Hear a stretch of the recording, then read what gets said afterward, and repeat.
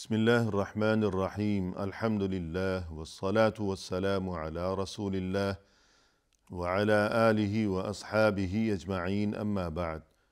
ناظرین کرام، السلام علیکم ورحمۃ اللہ وبرکاتہ۔ منتخب احادیث کے عنوان سے اس پروگرام کے ہمراہ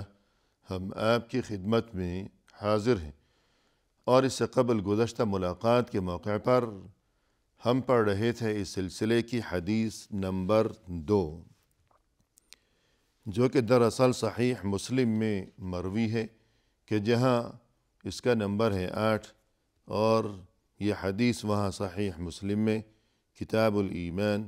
باب معرفت الایمان والاسلام میں مذکور ہے۔ اور یہ حوالہ اور یہ تفصیل ذکر کرنے کا مقصد یہی ہے کہ ناظرین میں سے اگر کوئی مزید تفصیل جاننا چاہے تو بسہولت وہ وہاں اصل کتاب یعنی صحیح مسلم تک پہنچ سکے اور وہاں وہ مزید تفصیلات جان سکے۔ اس سلسلے میں اس سے قبل ہم یہ جو حدیث پڑھ رہے تھے تو مختصر یہ ہے کہ عمر بن الخطاب رضی اللہ عنہ جو اس حدیث کے راوی ہیں، انہوں نے یہ بیان فرمایا کہ ایک بار ایک نووارد شخص رسول اللہ صلی اللہ علیہ وسلم کی خدمت میں جب ہم حاضر تھے وہ وہاں پہنچا، اور در حقیقت وہ نووارد شخص، وہ اجنبی انسان، وہ جبریل امین علیہ السلام تھے،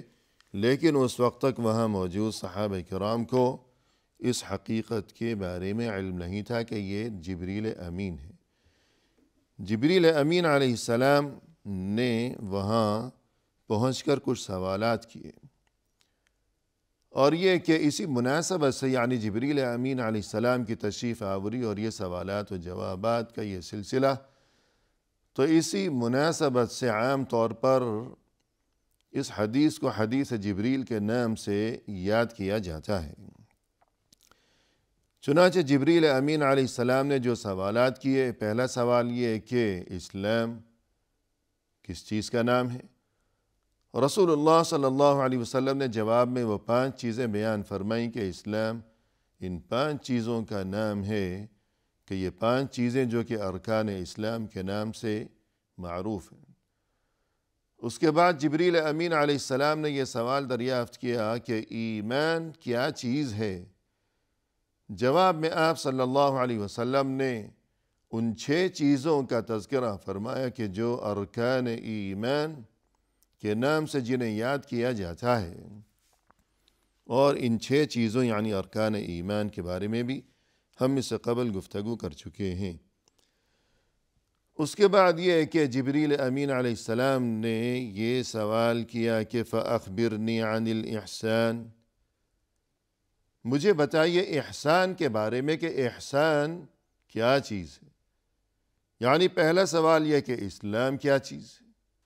جواب دیا جا چکا۔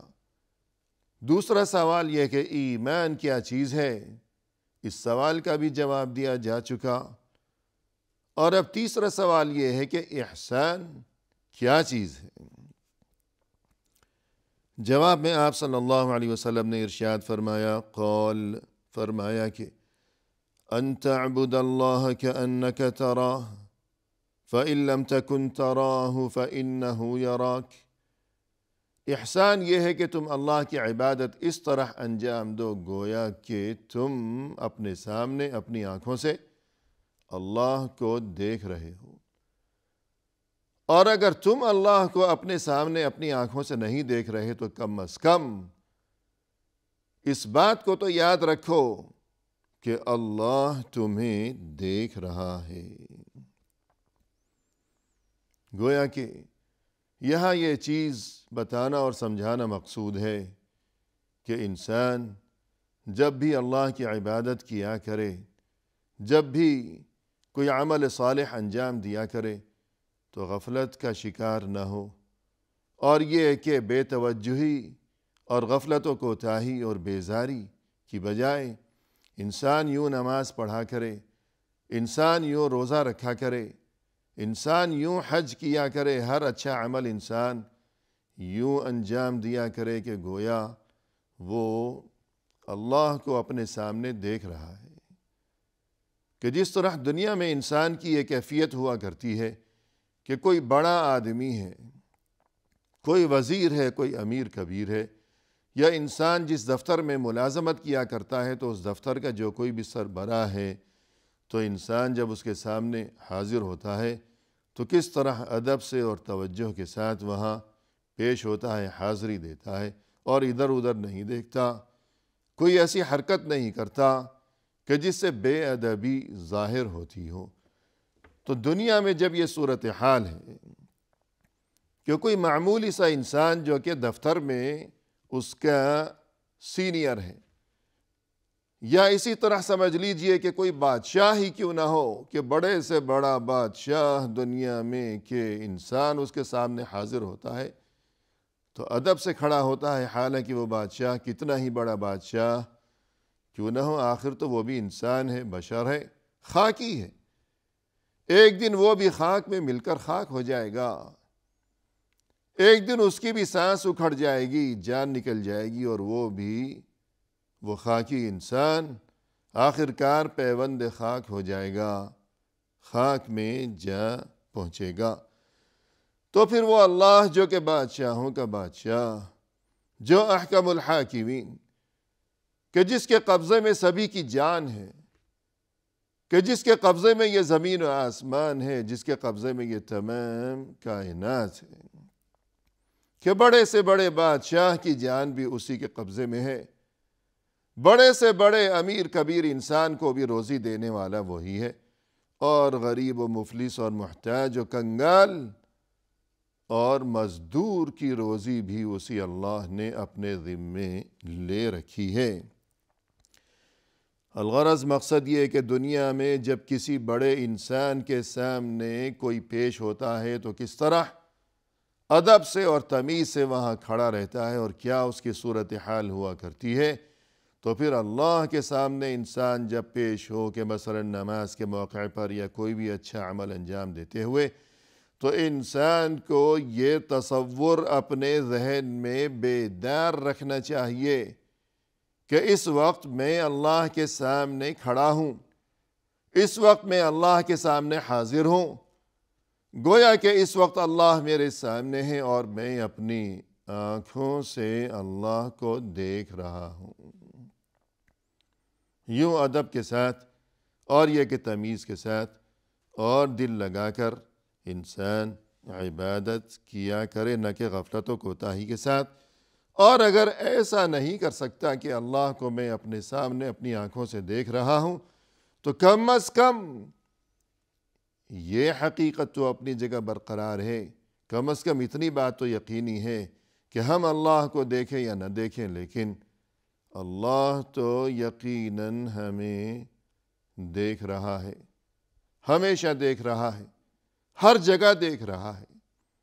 اور یہ کہ ہر عمل انجام دیتے وقت اللہ ہمیں دیکھ رہا ہے، اور کوئی دیکھے یا نہ دیکھے اللہ تو ہمیں دیکھ رہا ہے، وہ ہمیں خلوت میں بھی دیکھ رہا ہے، اور وہ ہمیں جلوت میں اور محفل میں بھی دیکھ رہا ہے۔ الذی یراک حین تقوم وتقلبک فی الساجدین، وہ اللہ تمہیں دیکھ رہا ہوتا ہے اس وقت جب کہ تم اس کے سامنے حالت قیام میں ہوا کرتے ہو، کہ انسان نماز کی ادائیگی میں مشغول ہے، نماز کے دوران اللہ کے سامنے ہاتھ باندھے سر جھکائے کھڑا ہوا ہے، اللہ اسے اس وقت دیکھ رہا ہے۔ اور یہ کہ وَتَقَلُّبَكَ فِي السَّاجِدِينَ، کہ اگر تم اکیلے نہیں ہو، اکیلے کھڑے ہو کر نماز نہیں پڑھ رہے، اکیلے پڑھ رہے ہو، تب بھی اللہ تمہیں دیکھ رہا ہے، اور اللہ تمہیں اس وقت بھی دیکھ رہا ہے کہ جب تم اکیلے نہیں ہو، بلکہ بہت سے سجدہ کرنے والوں کے درمیان تم بھی وہاں موجود ہے، کہ تمہارا وہاں آنا جانا، تمہاری وہاں آمد و رفت، کہ بہت سے لوگوں کے ساتھ تم مسجد گئے ہو اور وہاں سبھی کے ساتھ جماعت شامل ہو کر تم کبھی رکوع اور کبھی سجود کی حالت میں ہو، اللہ تمہیں دیکھ رہا ہے، ہر ایک کو دیکھ رہا ہے۔ اتنے سینکڑوں ہزاروں سجدہ ریز اللہ کے سامنے، ان میں سے ہر ایک کو جدا جدا اللہ دیکھ رہا ہے، اس کی تسبیح کو سن رہا ہے، اس کی دعا اور فریاد کو سن رہا ہے، اس کے دل میں جو خیالات ہیں، اس کے دل کے اندر سجدے کی کیفیت میں اس کے دل کے اندر جو فریاد ہے اور اس کا دل جس طرح رو رہا ہے، اس کے دل کی جو کیفیت ہے، اللہ ہر ایک کے دل کی کیفیت کو جانتا ہے، اس کی فریاد کو سنتا ہے۔ تو یہ معنی ہے احسان کے کہ جس طرح معاملات، یعنی ایک چیز ہے عبادات، یعنی انسان اور اللہ کے درمیان کے جو معاملات ہیں، جو تعلق ہے، اور دوسری چیز ہے معاملات، یعنی بندوں کے آپس میں جو معاملات ہیں، ایک بندے کا، ایک انسان کا دوسرے بندے کے ساتھ جو تعلق ہے، جو سلسلہ ہے، اسے معاملات کہا جاتا ہے۔ تو احسان کے بارے میں جب گفتگو کی جا رہی ہے تو جس طرح معاملات یعنی بندوں کے آپس میں تعلقات، اس چیز میں احسان ہوا کرتا ہے کہ مثلاً فرض کیجئے کہ کوئی انسان جس قدر انعام کا حقدار ہے، اسے اسی قدر انعام سے نوازا گیا، تو یہ انصاف ہے کہ انصاف سے کام لیا کہ جس قدر انعام کا وہ حقدار ہے اسے اسی قدر بغیر کسی کمی کے انعام دے دیا گیا، تو یہ انصاف ہو گیا۔ جو جس قدر شاباشی کا مستحق ہے اسی قدر شاباشی دے دی گئی، یہ انصاف ہو گیا۔ لیکن جو جس قدر شاباشی کا یا انعام کا مستحق ہے اس سے بڑھ کر اسے دیا گیا، تو یہ انصاف سے بڑھ کر یہ احسان ہو گیا۔ احسان کہ جو جتنا مستحق تھا اس سے بڑھ کر اسے دے دیا گیا، تو یہ احسان ہو گیا۔ کسی نے ہمیں کہا کہ السلام علیکم، ہم نے جواب میں اسے یوں کہا کہ وعلیکم السلام، یہ انصاف ہو گیا کہ اس نے ہمیں سلام کیا اور ہم نے بھی اسے اتنا ہی جواب دے دیا، یہ انصاف ہو گیا۔ لیکن اگر کسی نے کہا کہ السلام علیکم اور جواب میں ہم نے یوں کہا کہ وعلیکم السلام ورحمۃ اللہ، یا اور بھی اضافہ کر دیا کہ وبرکاتہ، یہ احسان ہو گیا۔ یعنی نیکی کے جواب میں اس سے بڑھ کر نیکی کرنا، یا جو جس قدر نیکی کا یا بھلائی کا یا انعام کا مستحق ہے اس سے بڑھ کر اسے دینا، اس کے ساتھ بھلائی کرنا، تو یہ چیز ہے احسان۔ یعنی پہلی چیز انصاف، ان اللہ یأمر بالعدل والاحسان، اللہ حکم دیتا ہے عدل و انصاف کا، کہ ہمیشہ انصاف سے کام لیا جائے، عدل سے کام لیا جائے، لیکن اس سے بھی بڑھ کر یہ کہ انصاف سے بڑھ کر، عدل سے بڑھ کر ایک درجہ اگر تم احسان کو اپناؤ تو یہ تو بہت ہی اچھی بات ہو جائے گی، کہ نہ صرف یہ کہ عدل و انصاف، نہ صرف یہ کہ السلام علیکم کے جواب میں ہم نے یوں کہا کہ وعلیکم السلام، کہ عدل و انصاف ہو گیا، اس سے بھی بڑھ کر یہ کہ احسان کا راستہ اختیار کیا جائے کہ نیکی کا جواب اس سے بڑھ کر نیکی کی صورت میں دیا جائے۔ الغرض یہ بندوں کے آپس کے معاملات، یہ تعلقات، جس طرح ان میں ہمیں احسان کی تعلیم دی گئی ہے دین اسلام میں، تو اسی طرح اللہ کی عبادت کا جو معاملہ ہے، کہ بندے اور اللہ کے درمیان کا جو تعلق ہے اور جو سلسلہ ہے، تو اس سلسلے میں بھی ہمیں چاہیے کہ یہ جو تاکید و تلقین کی گئی اور جو ترغیب دی گئی کہ احسان کا راستہ اختیار کیا جائے، کہ ایسی بات نہیں کہ صرف انسان اس فکر میں رہا کرے کہ بس کسی طرح یہ جو فرض ہے فرض ادا ہو جائے، گویا کہ ایک بوجھ ہے سر کے اوپر، کہ بوجھ اتار پھینکو، کہ بس نماز ہے، روزہ ہے، جو کچھ بھی ہے انسان سوچے کہ ایک فرض ادا کرنا ہے، بس کر دیا۔ فرض تو ادا ہو جائے گا، لیکن ہمیں یہ بات بھی تو یاد رکھنی چاہیے کہ رسول اللہ صلی اللہ علیہ وسلم نے وہ جو ارشاد فرمایا کہ کتنے ہی ایسے نمازی ہیں کہ جن کی نماز بالشت بھر بھی ان کے سر سے اوپر نہیں اٹھ سکتی، کہ نماز پڑھی ہے، فرض تو ادا ہو گیا ہے، لیکن سر سے اوپر ایک بالشت بھی وہ نہیں اٹھ سکی ہے، اتنی سی بلندی بھی اسے نصیب نہیں ہو سکی ہے۔ حالانکہ ہونا تو یہ چاہیے کہ جو بھی عمل صالح ہے، جو بھی عبادت ہے، وہ نماز ہو، روزہ ہو، جو کچھ بھی ہو، تو جیسا کہ فرمایا کہ الیہ یصعد الکلم الطیب، الیہ یصعد الکلم الطیب والعمل الصالح یرفعہ، کہ جو اچھے کام ہیں اور یہ کہ جو پاکیزہ باتیں ہیں کہ اللہ کی تسبیح، سبحان اللہ، الحمدللہ، لا الہ الا اللہ وغیرہ وغیرہ، اور اسی طرح انسان کے یہ اچھے کام، یہ نماز، یہ روزہ، انہیں تو بلند ہونا چاہیے، اللہ کی بارگاہ میں پہنچنا چاہیے، انہیں شرف قبولیت نصیب ہونا چاہیے، نہ یہ کہ یہ کیفیت ہو کہ انسان یہ سوچے کہ بس فرض ادا ہو گیا، بس یہ کہ غفلت ہے، کوتاہی ہے، بیزاری ہے۔ تو رسول صلی اللہ علیہ وسلم کا یہ ارشاد کہ بالشت بھر بھی اس کی نماز سر سے اوپر بلند نہیں ہو پاتی۔ ایسے نمازی بھی ہیں، فرض تو ادا ہو گیا، اور جیسا کہ آپ صلی اللہ علیہ وسلم نے فرمایا کہ کتنے ہی ایسے روزے دار ہیں کہ جنہیں کچھ بھی نصیب نہیں ہوتا سوائے بھوک اور پیاس کے۔ الغرض انسان جب یہ نماز روزہ کہ جن کا تذکرہ کیا گیا یہاں اس سے قبل اسی حدیث میں کہ ارکان اسلام یہ 5 چیزیں، نماز، روزہ، حج، زکوٰۃ وغیرہ وغیرہ، تو ان کی ادائیگی کی پابندی، صرف یہ بات کافی نہیں ہے بلکہ انسان ان اعمال کو ادا کرے